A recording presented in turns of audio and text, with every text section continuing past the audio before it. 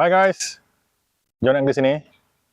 Bertemu lagi kita di video yang keberapa ni, aku pun tak ingat, video keempat kot. Okey, aku nak bercakap hari ni tentang tak lain tak bukan teknik quiver trap yang aku dah cakap dalam video-video yang sebelum ni. Okey, dalam video yang sebelum ni, quiver trap ni aku cerita pasal guna soft bait ataupun soft plastik kan.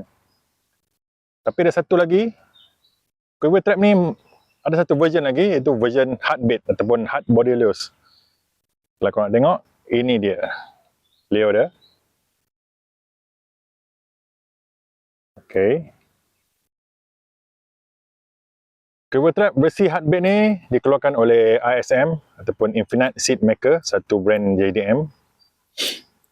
Ada 3 saiz. ISM Pool 90, 70 dan 62F. Pilihan warna ada banyak. Korang boleh google lah kalau nak tengok warna-warna yang ada. Okey, untuk Pool 90 ni disarankan menggunakan set bait cast lah. Sebab dia lebih berat dan lebih mudah nak dikenalikan dengan setup bait cast. Dan untuk Pool 70 dan 62F disarankan korang guna setup spinning. Sebab dia bersih yang lebih ringan, lebih light. Jadi untuk korang nak cast dan gayakan dia tu lebih mudah lah.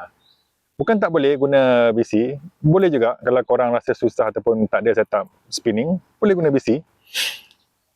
Tapi macam aku cakap tadi lah, aku sarankan setup yang aku sebut tadi tu. Okey, itu saja untuk video yang kali ni. Semoga korang semua tak kumpau dan strike selalu.